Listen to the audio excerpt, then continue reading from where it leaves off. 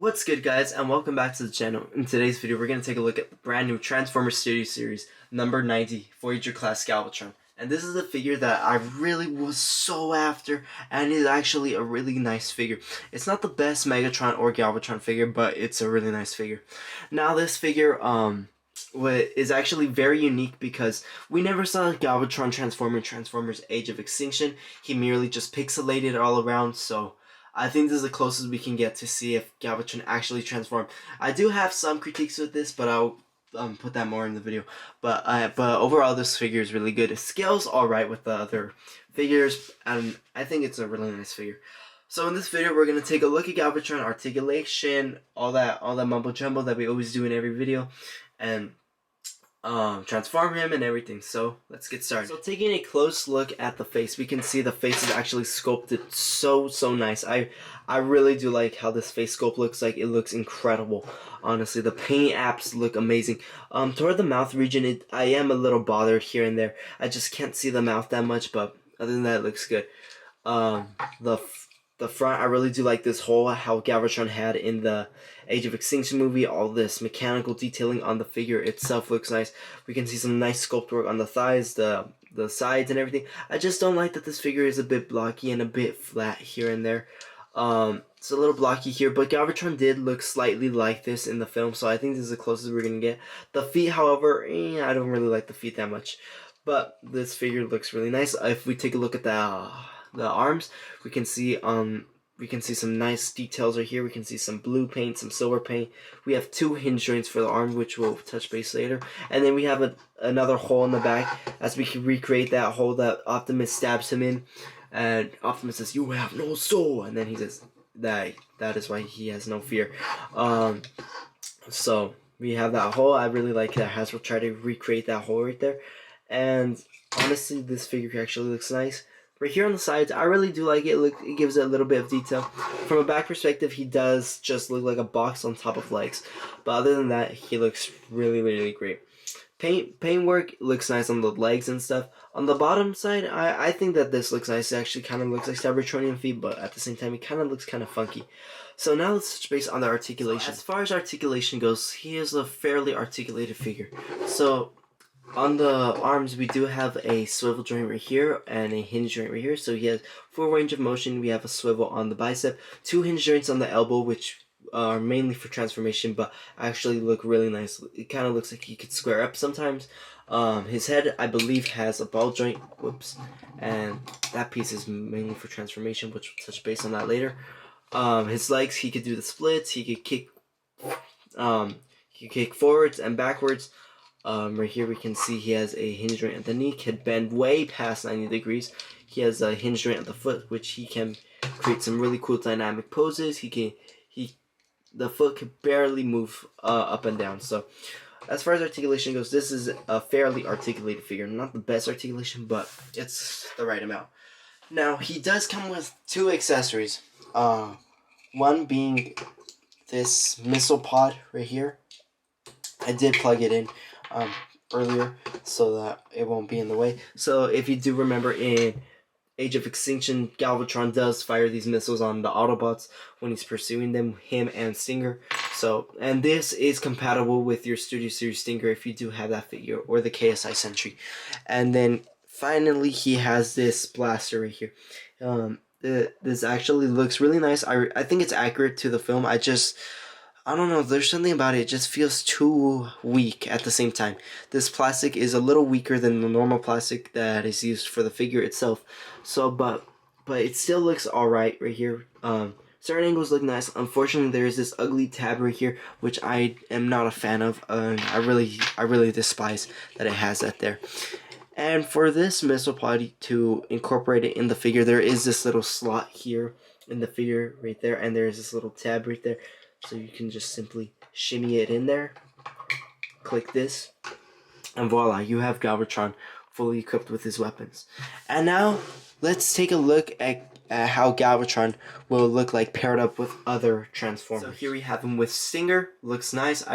I'm not so sure if we saw Stinger and Galvatron stand next to one another in Age of Extinction. I will have to rewatch the movie, but I'm pretty sure this is how their heights would with scale. I think that Galvatron looks pretty tall next to Stinger, so I really do like that. So the same thing as Stinger, the KSI Sentry, since it's the same mold, looks exactly how it did with Stinger, but in a blue format. Age of Extinction, piece of junk Bumblebee. Transformers Movie 1, Megatron. I think that this is actually, I don't know, I feel like Galvatron should be a bit taller. We can see Megatron towers over him. But at the same time, it kind of matches with Optimus, but I feel like Galvatron should be bigger, honestly. This figure seems very small. While Megatron here is 7 inches and Galvatron is 6, I'm not so sure what happened there. But I feel like Galvatron should be tall. Again, like the previous Megatron, we can see this Megatron is as well bigger. So Revenge of the Fallen Megatron is bigger as well. Moon or Transformers The Ride Megatron is just a giant compared to Galvatron. I mean, this figure looks really, really huge compared to. Of course, we need to compare Galvatron to Galvatron. Our newly and improved Age of Extinction compared to our old school G1. I really prefer the old school G1 more than the Age of Extinction. I just really like how it looks like. I mean, this character just screams Galvatron, while this one just whispers Galvatron. I mean, the old school version is just so much better than the newer version. But either way, these figures are incredible. Finally, our Studio Series Optimus Prime. I think that this scale actually looks really nice. If we do compare them together, we can see Optimus's head and Galvatron's head nearly meet. So we can see that these two are actually fairly size. I feel like the size between Galvatron and Optimus is accurate. However, the size between Megatron and Galvatron does seem a little bit off. Let's say you're in the store looking for this guy, but you do not know how his box looks like. But here we have the box here, and we can see I put Galvatron in that same position. But we have the box art right here. It looks so nice. We get a number 90 Studio Series Galvatron. We get that same CGI that we got early in 2014 of Galvatron. I really did not like that CGI all that well. So Hasbro reused this CGI. I really don't like how it looks like. He looks a little, I don't know, he doesn't scream Galvatron. He looks so weak, kind of. But I really do like this whole section. It does look lit, so I really do like that. So right here we have 90. He transforms in 32 steps. His iconic movie scene is a Hong Kong pursuit, where Galvatron leads the KSI Decepticons into Hong Kong to gain control over the seed in Age of Extinction. So in Age of Extinction, they were after the seed so they can build an army or something like that. So that's what's up. Right here we get Transformers Age of Extinction. I really do like the title right here. It looks kind of nice. And right here we get this back side of the box. It's a black background with Galvatron right there. So that is the figure. Alright, for the transformation, it is a bit complicated yet a bit simple at the same time. So the first thing you're going to have to do, if you haven't done so already, is do remove these pieces, as they will interfere in the transformation, and they will come in handy later once this guy is fully transformed. So if you haven't done so already, straighten out the figure, get him all ready. Then I recommend moving his arms like this so that we get his arms in a look that looks like this. And then we're going to put our attention toward the backside, and since it does have those double hinge joints, you're going to use those right there. Then you're going to put your attention toward right here. If you haven't done so, take out the piece and keep this open right here. You're then going to put your attention toward the backside of here. You're going to deattach this whole region. Make sure it flips down like so. Then after that, looking on the instruction, it does in fact tell me I do have to deattach this whole region, so we will do that right now. We will deattach this region like so. After that, you're going to get these two little flaps right here. You're going to flip them out like so. Do the same process on that side. Flip those two flaps out like that. Then we're going to flip Galvatron's entire head like so. We're going to flip his head like so. So he does look a little bit funny. He looks a little funky right here. And then after that, we're going to then move this whole region down like so. So Galvatron's head is, in fact, I believe is going to be hidden inside.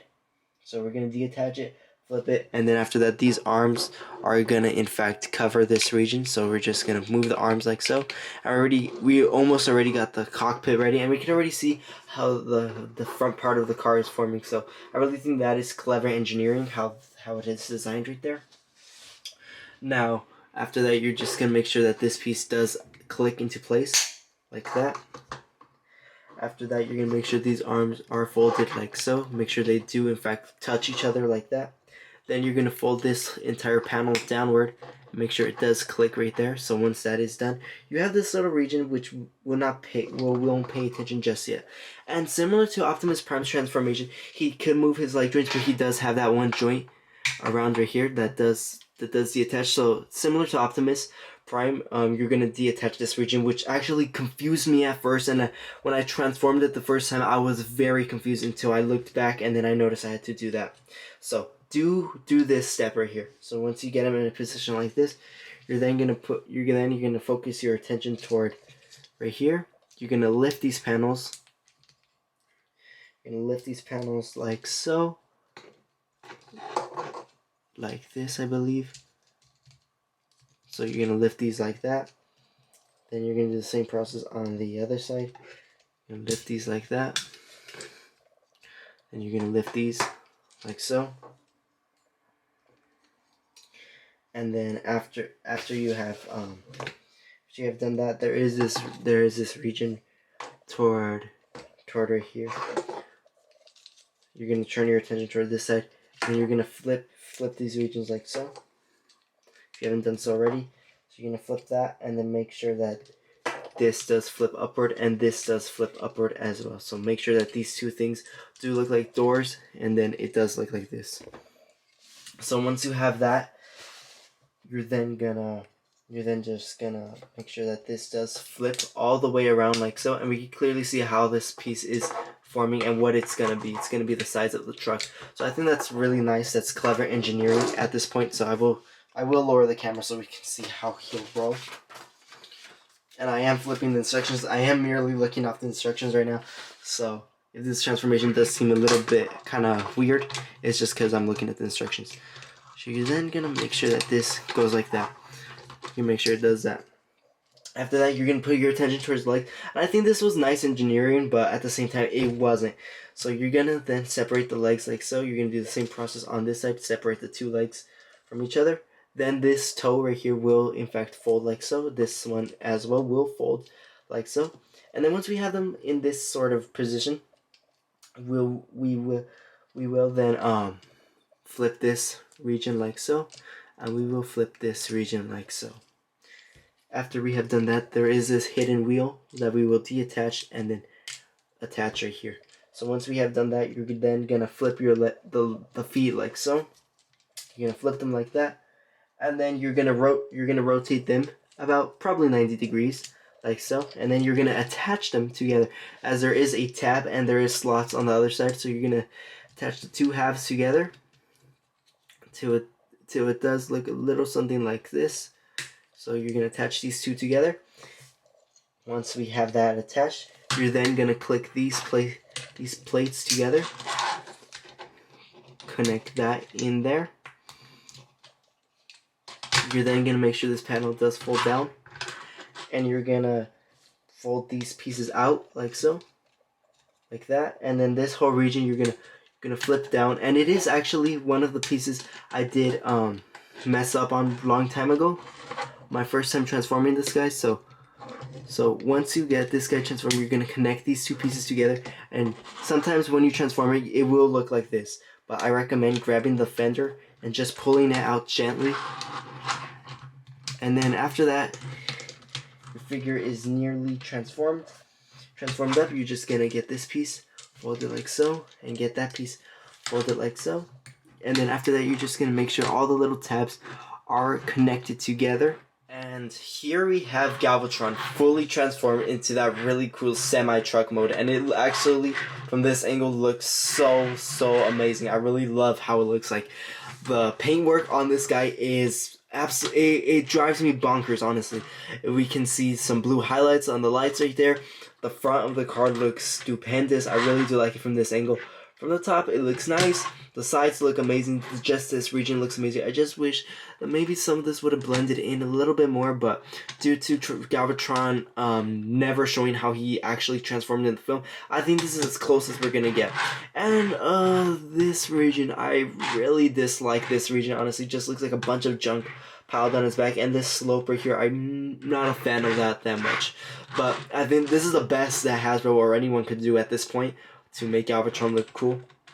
The windows are tinted. It looks nice from the bottom perspective. We can see that it looks nice. It looks everything's covered up. We can see some parts here and there, and we can't even see Galvatron's face as it is hidden inside the car form. I really do like it. And speaking of car form, let's take a look at how Galvatron looks like with other cars. So let's bring in. Here we have his little buddy Stinger right here, and we can see that Stinger and Galvatron they do look kind of good. But I feel like Galvatron should be a bit bigger. Honestly, the Hasbro should have made this figure bigger. I'm not lying, in car and robot form, honestly. Because if we take a look at car form, it does look a bit small. I would have pictured Galvatron a little bigger, like maybe as how he shows up on the camera in this angle, and Stinger in that side, honestly. But right here, just looks like they're small. So here we have Bumblebee. Same thing applies. A little too big for Galvatron. To show you Megatron through the ages, here we have our first Megatron compared to Galvatron, and we can clearly see that there is a big difference. How did we get something from this big to that small, honestly? Revenge of the Fallen Megatron looks alright next to Galvatron. I'm not so sure if this would be accurate, but I'm pretty sure this is as accurate as we can get between Revenge of the Fallen and Age of Extinction. And the Dark of the Moon Megatron, honestly, Megatron compared to Galvatron, it's just crazy how this turned into that. I mean, such a great big figure and turned into the small figure. But I prefer this one more than that one because of the engineering, how they made everything fit so perfectly. While this one, it wasn't that well, and it's very complicated, and it's a pain in the butt, honestly, this figure. But this figure is actually really good. And one final comparison, here we have Optimus Prime. I think he looks accurate to Optimus Prime. I'm not so sure how a Peterbilt truck would look like next to this half truck. I'm not so sure what it's called, but I think it looks nice. I picture Galvatron driving an Optimus Prime chasing him or something. Looks really nice. Or the other way around. Or they could ram into each other. Start a fight or something. I think this looks nice. I do apologize for how Optimus Prime looks like. He has been through a lot, honestly. I really apologize. I really need to get a new version. I need to get the anniversary pack. I really need to do that.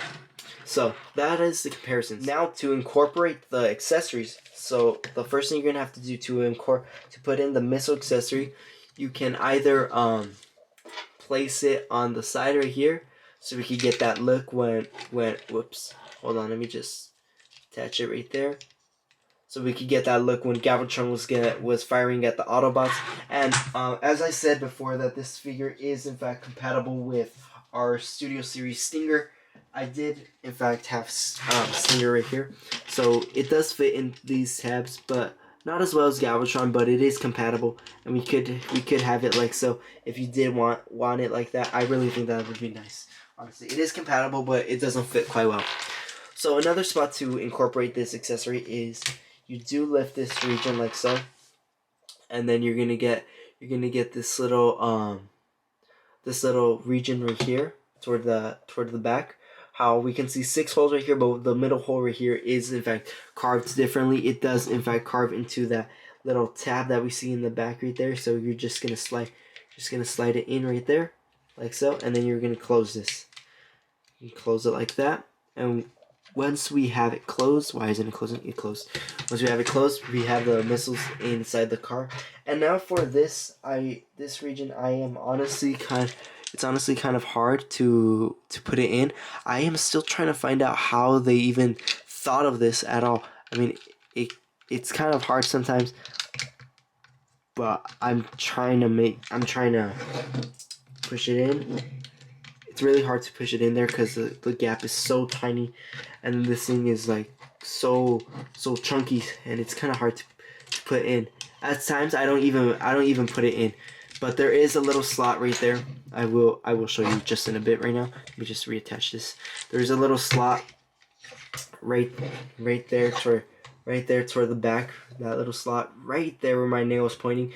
That this tab is supposed to go into, but I'm pretty sure that this thing is just and it's kind of flawed, honestly. But I really don't attach it. I just probably just leave it about, or just leave it there, whatever. So now let me give you some final thoughts on Galvatron. So some final thoughts for the Transformers Studio Series number 90 Voyager class Galvatron. Honestly, it is an amazing figure. It does have its flaws, alright, it has its flaws, but honestly, I think this is the best Galvatron we can get today. Honestly, this is really great.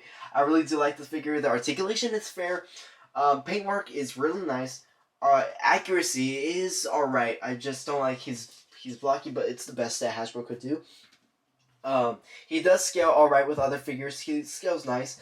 I just wish he would have been a little bit taller, a little bit bigger to scale more with Singer, Bumblebee, and KSI Sentry. I really wish he would have been a little bit taller for that. As far as paintwork is concerned, like I said, it's really nice. The box art looks really great. The articulation is nice. I feel like I'm forgetting something, but he does combine into a Freightliner. I really do like how it does look nice. Also, if we in this little picture that you see right here, I do have the missile pods on Galvatron's left arm, which is going to be on your right side of your screen.